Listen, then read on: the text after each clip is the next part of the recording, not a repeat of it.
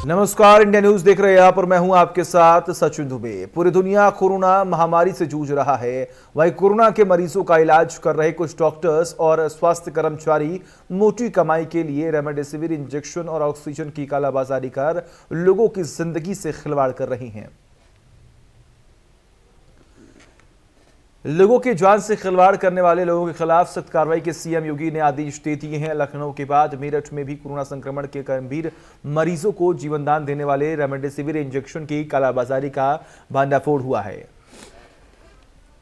Police ने कार्रवाई करते हुए सुभारती मेडिकल कॉलेज के 8 कर्मचारियों को जेल भेज दिया। वहीं ट्रस्टी अतुल कृष्ण और उनके बेटे की भूमिका की भी जांच पुलिस ने शुरू कर दी है। वहीं बरेली में कोरोना संकट के बीच ऑक्सीजन की कालाबाजारी जोरों पर है। पुलिस ने छापेमारी कर एक आरोपी को भी गिरफ्तार किया है जो ऑक्सीजन गैस के सिलेंडरों की कालाबाजारी कर रहा था। पुलिस ने मौके से 7 आरोपी के पास से 7 ऑक्सीजन सिलेंडर भी बरामद कर लिए हैं।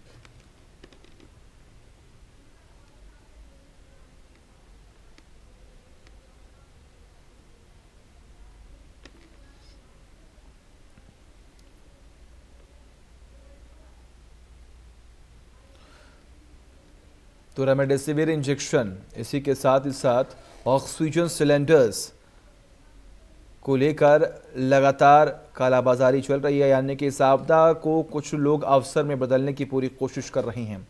तमाम जानकारी के लिए हमारे साथ खुर्रम निज़ामी हमारे सहयोगी लखनऊ से जुड़े हुए हैं। खुर्रम, जिस तरीके से तमाम जगहों पर लगातार टेस्टिंग हो रही है, लोगों को एडमिट किया जा रहा है, कई जगहों पर बेड की कमी है, कई जगहों पर ऑक्सीजन की किल्लत है और खास तौर पर वो दवाइयां जो कोरोना का इलाज कर सकती हैं, उन तमाम दवाइयों और ऑक्सीजन की कालाबाजारी जो है चरम सीमा पर पहुंच गई है। लेकिन ऐसे में इस आपदा को अवसर में बदलने वाले लोगों के खिलाफ अभी तक क्या कुछ कार्रवाई हो रही है?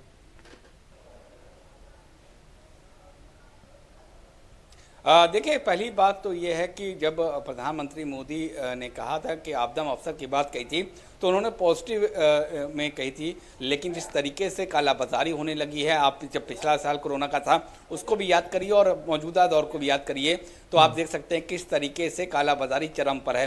क्या रेमडेसिविर इंजेक्शन की बात कर लीजिए, ऑक्सीजन सिलेंडर की बात कर लीजिए, चाहे अन्य सामान की बात कर लीजिए, हर जगह ही चल रहा है। हॉस्पिटल्स की बात कर लीजिए तो 1 लाख पर डे चार्जेस कर रहे हैं, कोई 8 लाख चार्ज कर रहा है, कोई 2 लाख चार्ज कर रहे हैं, और जो इंजेक्शन 4000 का है उसके लिए 20-20, 30-30, 40 हज़ार रुपये लिया जा रहा है, और सिलेंडर की बात की तो 20-20 हज़ार रुपये लिया जा रहा है। इसको लेकर लगातार जो सक्रिय है पुलिस और तमाम इंटेलिजेंस यूनिट, और दबोचे भी जा रहे हैं ऐसे लोग, चाहे वो लखनऊ से रेमडेसिविर इंजेक्शन की खेप की बात हो, चाहे कानपुर और बाराबंकी से ऑक्सीजन सिलेंडर की पकड़ने की बात हो, और जो कालाबाजारी कर रहे हैं। लेकिन सवाल ये उठता है कि आखिर सरकार क्या करी? तो सरकार ने साफ तौर पर कह दिया कि जो भी कालाबाजारी कर रहे हैं उनके खिलाफ NSA के तहत कार्रवाई होगी, यानी कि नेशनल सिक्योरिटी एक्ट के तहत कार्रवाई होगी। और ये बताता है कि सरकार इसको रोकना चाहती है। लेकिन सवाल ये है कि ज़रूरतमंद हैं वो लाइन लगाकर खड़े हैं, और जो कालाबाजारी करने वाले हैं वो एक तरीके से घर में स्टॉक होल्डिंग करके रखे हुए हैं, और जो बहुत ज़रूरतमंद होता है उस हिसाब से पैसा उससे चार्ज कर रहे हैं, और लोग मजबूरी में दे भी रहे हैं। लेकिन जो सवाल ये है कि 2 चीज़ है। एक तो जो दे रहे हैं उनकी वक्त की नज़ाकत से समझिए कि अगर वो नहीं देंगे तो उनका मरीज जा सकता है, यानी वो पैसे का मुंह नहीं देख रहे हैं, रिश्तों का मोल समझ रहे हैं। लेकिन सवाल ये कि ठीक है, अगर आपको उस वक्त कोई यहाँ से ज़्यादा चार्ज कर रहा है तो कम से कम जब आपका मरीज़ ठीक हो जाए तो आकर पुलिस को इत्तला कीजिए कि इस तरीके से यहाँ कालाबाजारी हो रही है। तो इससे ये होगा कि कम से कम आने वाला जो अगला मरीज होगा, जो अगला तीमारदार होगा, उसको कम दिक्कतों का झेलना पड़ेगा, और साथ ही ऐसे लोग की कमर टूटेगी, ऐसे लोग की मंशा जो है उस पर विराम लगेगा, उस पर लगाम लगेगी जो कालाबाजारी इस वक्त कर रहे हैं। लेकिन जो पुलिस की हम बात करें तो कई जगह मामला ये भी देखा गया है कि पुलिस को मालूम है, लेकिन पुलिस इसलिए आंख बंद कर ले रही है क्योंकि वहाँ से क्योंकि वो इस बात को समझ रही है कि वो किस तरह से कार्रवाई करे, क्योंकि उनकी जो नेक्सस है वो बहुत स्ट्रांग है। जाहिर सी बात है, अगर सिलेंडर मिल रहा है तो कहाँ सिलेंडर मिल रहा है? ऑक्सीजन सिलेंडर की हम बात करें तो जो ऑक्सीजन रिफिल स्टेशन है क्या वहाँ से मिल रहा है? तो जब तक कि जो ओरिजिनेटिंग पॉइंट है अगर उसको किसी तरीके से आप ट्रैप कर सके और इस पर नज़र रख सके कि उनका किस तरीके से डिस्पैच कर रहे हैं, किस तरीके से वो आगे बढ़ा रहे हैं चीज़ों को, ऑक्सीजन सिलेंडर या रेमडेसिविर को, तो जाहिर सी बात है कि तब वो नहीं हो सकती। यानी कि अगर मुझको चाहिए तो आधार कार्ड दिखाना होगा मुझको, मुझको कल प्रिस्क्रिप्शन लेटर दिखाना होगा। ये बात अगर सबको मालूम होगी और लेने आएंगे तो जाहिर सी बात है उनको इस बात का अंदाजा होगा कि अगर हमको ये चाहिए, या आप नॉर्म बना दीजिए कि जिसको भी सिलेंडर बनाना, जिसको ऑक्सीजन सिलेंडर चाहिए, रेमडेसिविर इंजेक्शन चाहिए या फिर और चीज चाहिए कोरोना संबंधित, तो वो कम से कम डॉक्टर की पर्ची और अपना आधार कार्ड लेकर आए, ताकि मालूम चल सके कि किसको ऑक्सीजन सिलेंडर दिया गया है, ताकि ट्रैप कर सके, ये मालूम चल सके। मतलब कुल मिलाकर कोशिश ये करनी चाहिए कि एक रिकॉर्ड जो है वो मेंटेन करना चाहिए कि अगर कोई भी शख्स पहुंचता है ऑक्सीजन लेने के लिए तो उसके पास आधार कार्ड या फिर ऐसी कोई इंफॉर्मेशन हो कि हाँ, ये पुख्ता इंफॉर्मेशन मिल जाए कि हाँ, किस शख्स को हमने ये ऑक्सीजन दिया है और आने वाले वक्त में कहीं भी उस गैस का कोई गलत इस्तेमाल जो है वो ना हो। ठीक है, लगातार बने रहिए हमारे साथ खुर्रम, तमाम अपडेट्स हम आपसे लेते रहेंगे। सीधे जो करते हैं मिर्जापुर, जहां पर हमारे सहयोगी आकाश दुबे जो है वो बने हुए हैं। आकाश, फिलहाल अगर हम बात करें तो मिर्जापुर में क्या हालात है, क्योंकि मिर्जापुर में भी हमने देखा था किस तरीके से वहां पर लगातार संक्रमितों की संख्या में बढ़ोतरी हो रही थी, वहां पर भी बेड्स की जो किल्लत है वो देखी गई है। तो क्या वहां पर भी स्थानीय लोगों पर कालाबाजारी का असर देखने को मिल रहा है?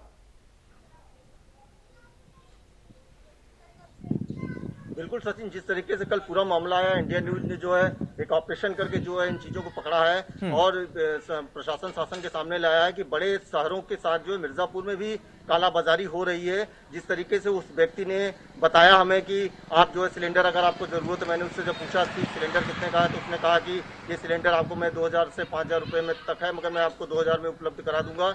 और काफी कुछ उसने बताया कि ये सिलेंडर जो है आपको जो है इतने कम दामों में मैं दे रहा हूं। तो मैंने कहा कि इसकी कीमत तो 350 रुपए है और आप इतना ज्यादा क्यों ले रहे हो? तो कहे कि कुछ हमको भी कमाने के लिए चाहिए। तो हमने कहा बहुत ज्यादा पैसा आप मांग रहे हो, इस परिस्थितियों में इतने पैसे की आपको क्यों जरूरत है? तो उन्होंने कहा कि अरे आप जाइए अस्पतालों की स्थिति दीजिए, देखिए महानगरों की स्थिति देखिए, वहां तो इससे भी महंगा है।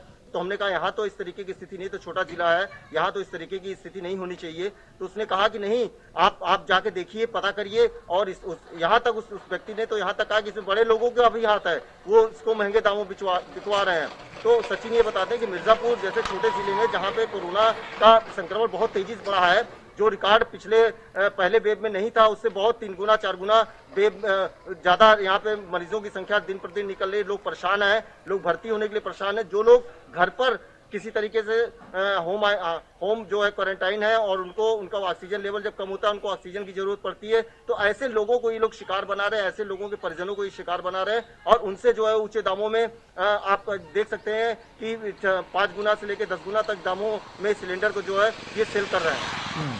ठीक है, बिल्कुल आकाश, लगातार बने रहिए हमारे साथ, तमाम अपडेट्स हम आपसे लेते रहेंगे। रुक करते हैं खुर्रम आपके पास। खुर्रम, अगर हम बात करें तो हेल्थ और एजुकेशन सेक्टर वो सेक्टर है जिस पर ध्यान देना बहुत ही जरूरी है, क्योंकि यही 2 बेसिक चीजें हैं कि प्रदेश को और देश को विकास की राह पर आगे बढ़ाया जा सकता है इन दोनों सेक्टर्स के बेसिस पर।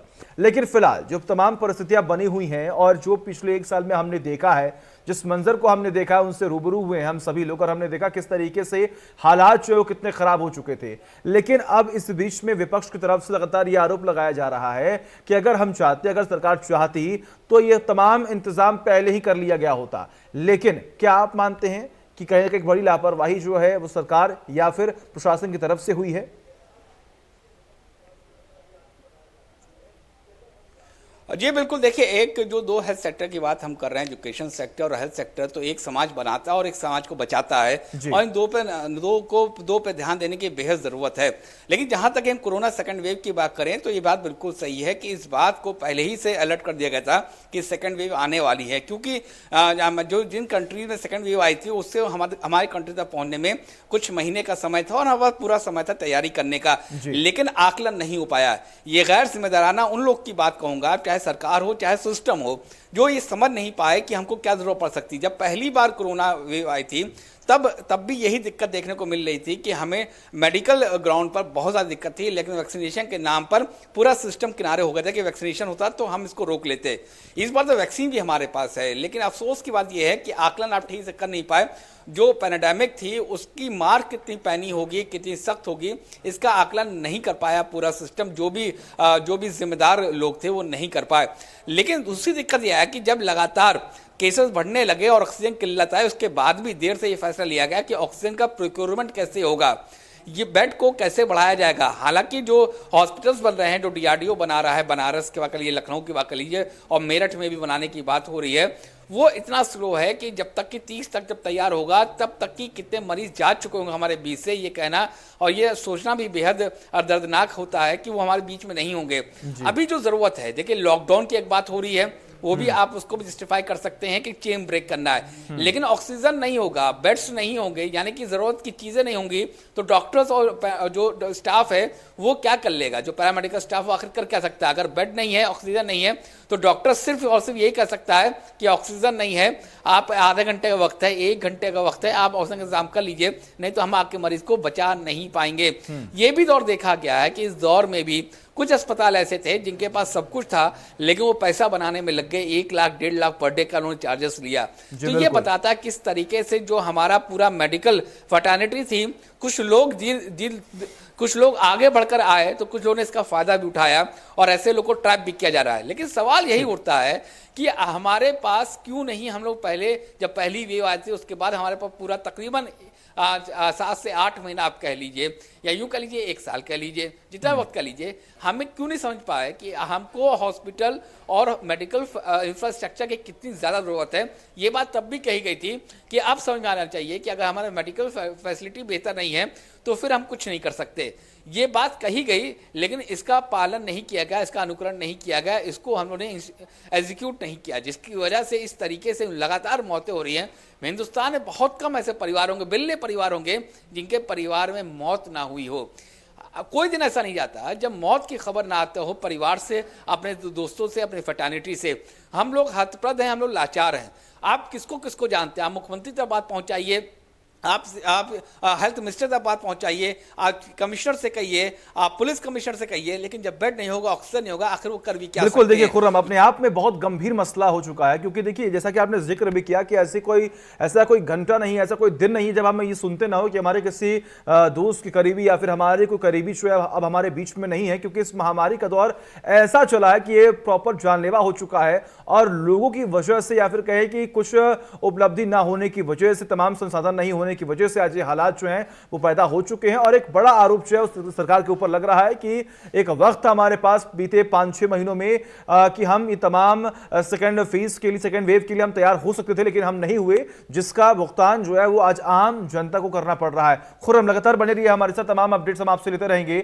और क्योंकि देखिए तमाम तस्वीरें स्पष्ट होती हुई दिखाई दे रही है, महामारी का दौर चल रहा है, लोग परेशान हो रहे हैं, मृत्यु दर जो है लगातार बढ़ रही है, रिकवरी रेट कम होते हुए दिखाई दे रहे हैं, हर एक राज्य के हालात बद से बदतर होते जा रहे हैं क्योंकि पुख्ता इंतजाम नहीं है। जैसा कि लगातार हमने जिक्र किया कि हमारे हेल्थ सेक्टर को मजबूत करने की और भी आवश्यकता है। हमारे साथ हमारे सहयोगी जतिन जुड़े हुए हैं गाजियाबाद से। जतिन, फिलहाल गाजियाबाद में या फिर कहें नोएडा में क्या हालात हैं, क्या वहां पर भी कालाबाजारी चरम सीमा पर है?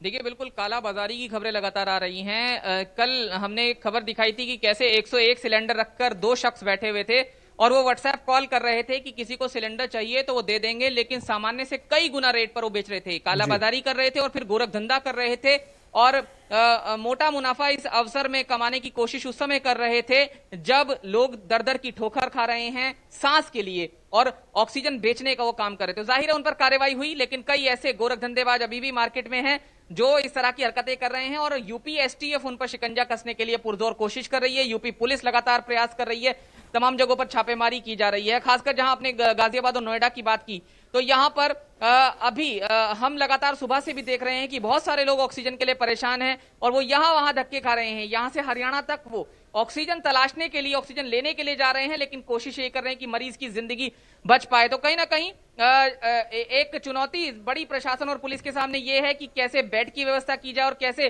तमाम जो व्यवस्थाएं हैं वो मरीजों के लिए की जाए। लेकिन एक बड़ी चुनौती ये भी है कि ऐसे लोगों पर शिकंजा कसा जाए जो इस आपदा में गलत तरीके से अवसर तलाश रहे हैं और मोटा मुनाफा कमाने की कोशिश कर रहे हैं। जी बिल्कुल ठीक है। अगर हम बात करें जतिन, तो ये पहले ही अंदेशा तमाम डॉक्टर्स, तमाम वैज्ञानिकों की तरफ से लगाया गया था कि सेकेंड वेव जो है वो आएगी और अगर सेकेंड वेव आई तो 3 गुना से 7 गुना अधिक जो है खतरनाक होगी।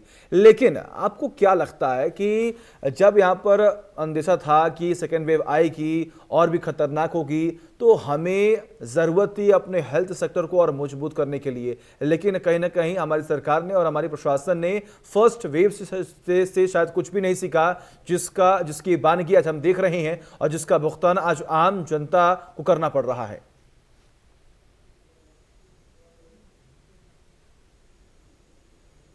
जी बिल्कुल, देखिए ये बड़ी बात है कि साल 2020 से लेकर अब तक तैयारी नहीं थी और तभी इस तरह की जो स्थिति है वो उत्पन्न हुई है। और कहीं ना कहीं सवाल जरूर खड़े होंगे कि पहले से तैयारी क्यों नहीं की गई, पहले से जब ये जानकारी थी, जब इस बात का पूरा अंदेशा था कि ऐसा कुछ हो सकता है, तो क्यों नहीं ध्यान दिया गया। और कहीं ना कहीं सवाल जरूर उठेंगे और सवाल उठ रहे हैं, जिसका खामियाजा फिलहाल जो ये लापरवाही हुई है आम लोग भुगत रहे हैं। और यही वजह है कि अस्पतालों में मरीजों की संख्या इतनी हो गई है कि बेड नहीं है। और हमने ये भी देखा कि लोग फर्श पर वहां पर बैठने के लिए और बेड तलाशने के लिए यहां वहां भटकने के लिए मजबूर हैं। जी ठीक है, बिल्कुल। बहुत बहुत शुक्रिया आपका तमाम जानकारी के लिए जतिन। लगातार नजर आप बनाए रखिए, तमाम अपडेट्स हम आपसे लेते रहेंगे। तो सुना आपने किस तरीके से गाजियाबाद, नोएडा, यहाँ पर भी लगातार कालाबाजारी जो है वो हो रही है। हालांकि सीएम योगी की तरफ से ये पहले ही तमाम अधिकारियों को निर्देश दे दिया गया है कि आप युद्ध स्तर पर कार्य करें। अगर कोई भी शख्स कालाबाजारी करते हुए पकड़ा जाता है तो उसके खिलाफ रासुका लगाएं और जल्द से जल्द कार्रवाई करें और उनके खिलाफ सख्त से सख्त कार्रवाई करें, उनको जेल पहुंचाया जाए।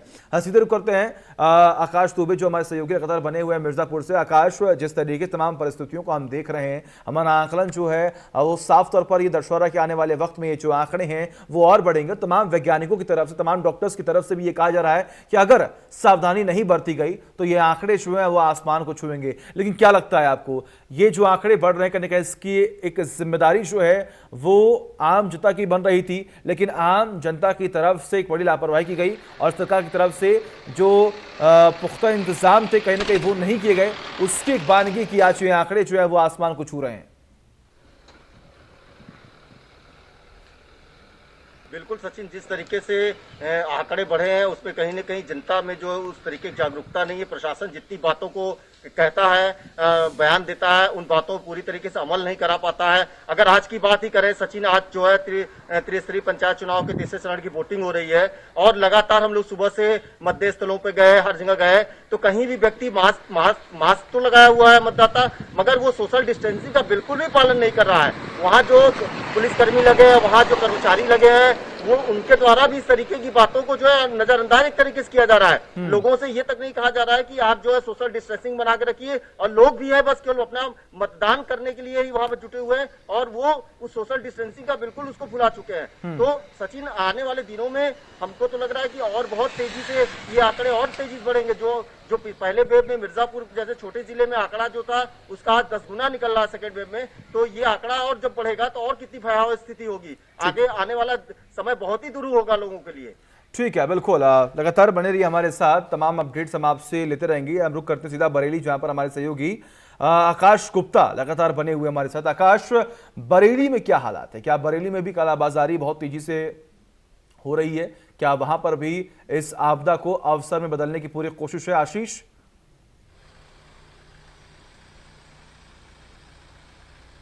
जी बिल्कुल विकास, जिस तरह से लगातार ये तस्वीरें सामने आ रही हैं, जैसे आज बरेली में ऑक्सीजन सिलेंडर के साथ में एक शख्स को गिरफ्तार किया गया था जहां पर जो ऑक्सीजन की कालाबाजारी कर रहा था। इसी तरह की तमाम चीज़ों की शिकायतें और मामले जो है लगातार सामने आ रहे हैं, जिसमें न केवल ऑक्सीजन बल्कि जो भी ज़रूरी चीज़ें इस कोविड के टाइम मुहैया होनी चाहिए उसकी कालाबाजारी देखने को मिल रही है। दवाइयों को लेकर कालाबाजारी की बातें सामने आ रही हैं और साथ साथ जो उपलब्ध संसाधन हैं, जो ज़रूरी चीज़ें हैं, जो होम आइसोलेशन में रहने वाले मरीजों के लिए ज़रूरी चीज़ें हैं, ऑक्सीमीटर, उसकी जो कालाबाजारी है वो लगातार जारी है। जो 300 से 600 रुपये तक का बिकने वाला ऑक्सीमीटर है वो भी 2000 रुपये तक का बिकता हुआ दिखाई दे रहा है। कुछ दुकानों के फोटो भी बरेली वासियों ने वायरल किए हैं सोशल मीडिया पे। और इसके साथ साथ जो ऑक्सीजन है उसकी किल्लत को देखते हुए जो कालाबाजारी है वो अपने चरम पर है। जी बिल्कुल। ऐसे में आशु, अगर हम बात करें तो फिलहाल बरेली में क्या हालात है कोरोना को लेकर? वहां पर क्या अपडेट हैं? क्या वहां पर भी बेड्स की किल्लत देखी जा रही है?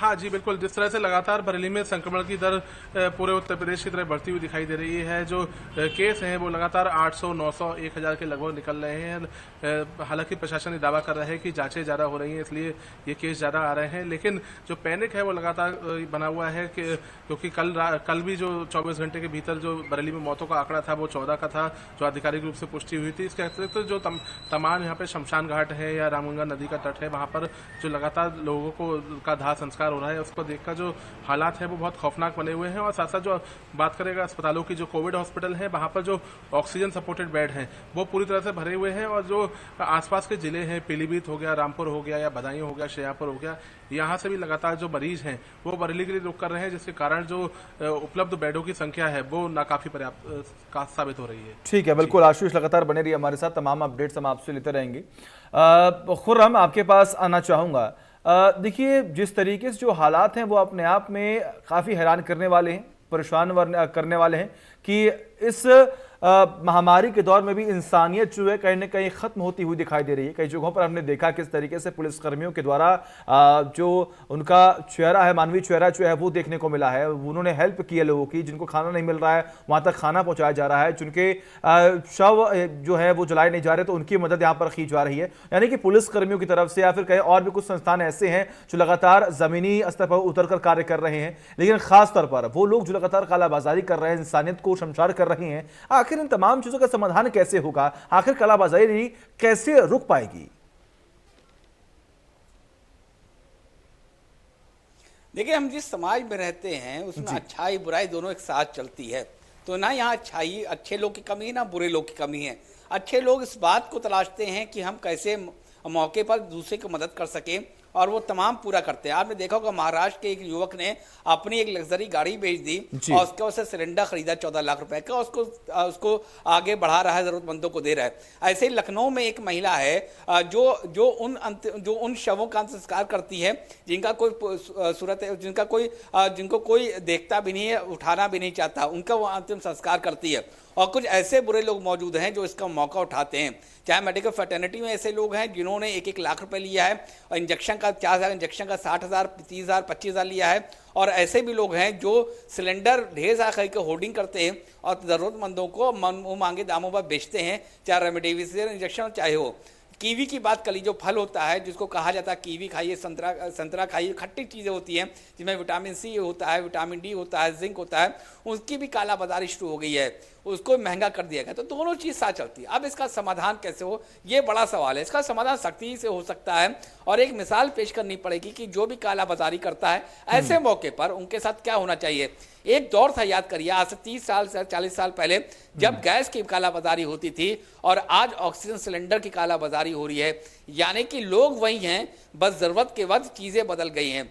आप याद करिए, कोरोना काल जब पहली बार लॉकडाउन लगा था तो किस तरह चीज़ों में इजाफा हुआ था कि यहाँ तक कहना पड़ गया था कि MRP के ऊपर जो बेचेगा उस पर कार्रवाई की जाएगी, लेकिन तब कार्रवाई बड़ी कम थी। लेकिन इस वक्त जो कार्रवाई की बात की गई, NSA की बात की गई है कि अगर आप कालाबाजारी करते पकड़े गए तो ठीक है, बिल्कुल। आप सभी का बहुत बहुत शुक्रिया तमाम जानकारी के लिए, और लगातार आप सभी नजर बनाए रखिए, तमाम अपडेट्स हम आपसे लेते रहेंगे। तो आपने सुना, कालाबाजारी चरम सीमा पर है, लेकिन इस CM योगी की तरफ से सख्त आदेश दिए गए हैं कि अगर कोई भी शख्स कालाबाजारी करते हुए पकड़ा जाता है तो उसके ऊपर रासुका लगाया जाए और सख्ती से कार्रवाई की जाए। वक्त एक छोटे से ब्रेक का, खबरों का सिलसिला लगातार जारी है।